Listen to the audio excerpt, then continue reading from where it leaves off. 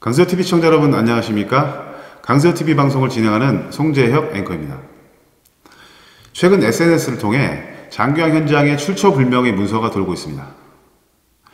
이 문서의 제목은 장교양기관 종사자 업무법이 개정안 및 급식 세탁물 위탁 관련 답인도 질의 및 답변인데요. 오늘은 이 출처불명의 문서 내용 중에서 장교양기관 운영에 큰 혼란을 불러일으킬 것이 우려되는 대표자의 시설장외 겸직 제한에 관한 시행규칙 개정안에 대해 말씀드려보도록 하겠습니다. 우선 이 정보의 출처를 찾기 위해 보건복지부와 국민건강보험공단 홈페이지를 통해 최근 입법 예고된 법안이 있는지를 검색해 보았습니다.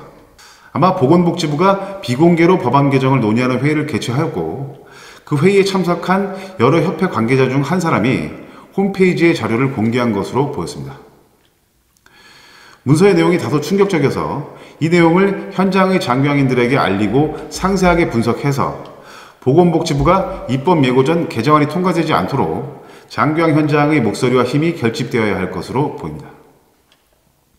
먼저 노인복지법 시행규칙 개정안의 내용을 살펴보면 우선 법 개정안의 대상은 노인복지법 시행규칙 제22조 1항 별표 4와 제29조 1항 별표 9에 관련된 것입니다. 제22조와 제29조 별표 4와 별표 9는 각각 노인의료복지시설의 시설 기준 및 직원 배치 기준, 그리고 재가노인복지시설의 시설 기준 및 직원 배치 기준을 설명하고 있습니다. 이 개정안에서는 대표자의 시설장 외 겸직 제한 규정이 담겨져 있는데요. 2008년 7월 노인장교양보험법이 발효된 이후 지금까지 대표자는 시설장 또는 인력 배치 기준에 있는 직종의 종사자로 겸직할 수 있었습니다. 그런데 개정안에서는 대표자의 시설장의 겸직을 제한한다고 규정한다는 것입니다. 이는 노인의료복지시설과 기관기호 2번인 재가노인복지시설에 직접 해당될 것입니다. 기관기호 3번 재가장교양기관은 2025년 장교양기관 재지정 시 기관기호 2번 재가노인복지시설로 전환되기 때문에 전환된 이후 시설의 설치 운영자는 시설장을 제외한 그 시설의 직원을 겸할 수 없게 됩니다. 자, 그럼 이러한 개정안이 나오게 된 배경과 그로 인한 잠재적 문제점을 분석해 볼 텐데요. 대표자의 시설장의 겸직을 제한하려는 배경으로 첫 번째, 행정안전부의 유권해석 오류와 관련해서 노인요양시설의 대표자와 시설장이 다른 경우 대표자와 운영자가 다름이 설치 목적에 위배된다고 하여 감면받은 시등록세와 재산세를 환수하기로 한 행정안전부의 유권해석이 오류로 밝혀진 바 있습니다. 환수가 취소된 사건과 관련해서 행정안전부의 위신과 신뢰도가 크게 추락하였고 이에 설치 운영자를 일치시킨다는 목적으로 대표자가 시설장 외 직을 겸직하는 것을 제한하고자 하는 것으로 보입니다. 참고로 설치자는 대표자이며 시설 운영자의 역할도 할 수 있지만 운영자는 설치자의 자격이 없는 사람도 운영에 참여할 수 있기 때문에 설치 운영자라는 표현은 행정안전부의 오류를 두둔하는 잘못된 표현으로 사용되어서는 안 되는 표현입니다. 두 번째 배경으로 인건비 적정 비율 계산 시 대표자 겸 종사자의 급여가 직접 인건비에 포함되는 것을 방지하기 위한 것으로 보여집니다. 노인요양시설의 대표자가 시설장 역할을 하는 경우 직접 인건비 적정 비율 계산에 산입되지 않지만 대표자 겸 종사자의 직접 인건비 적정 비율 계산에는 들어감으로 인해서 적정 비율이 상승하는 것을 방지하기 위함일 것이라는 것입니다.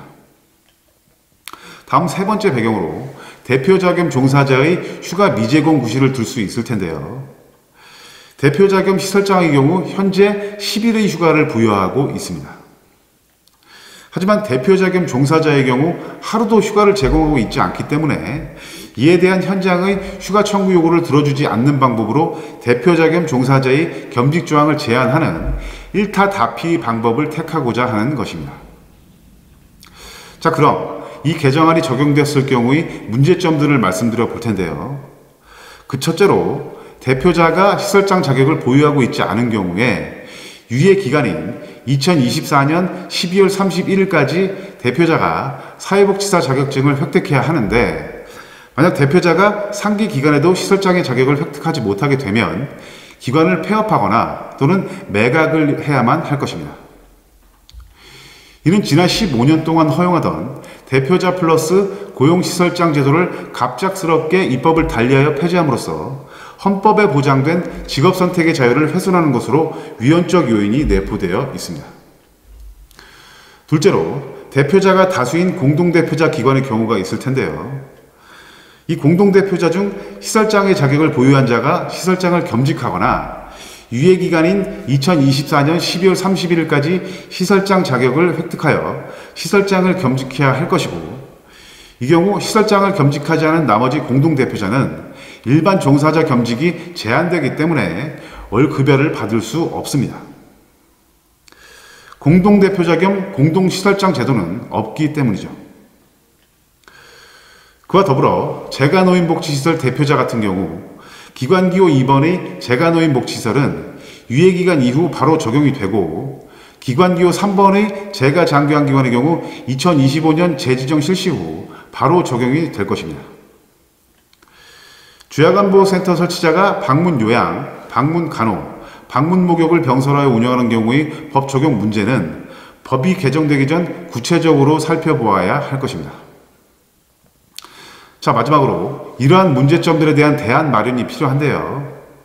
장교양 현장에 큰 혼란을 불러일으킬 해당 입법 예고가 나오기 전에 보건복지부가 비공개로 준비 중인 노인복지법 시행규칙 개정 내용에 대한 문제점들의 대안이 무엇일지 연구를 하고 검토를 해서 현장 기관의 피해를 최소화할 수 있는 대안을 마련해야만 할 것입니다.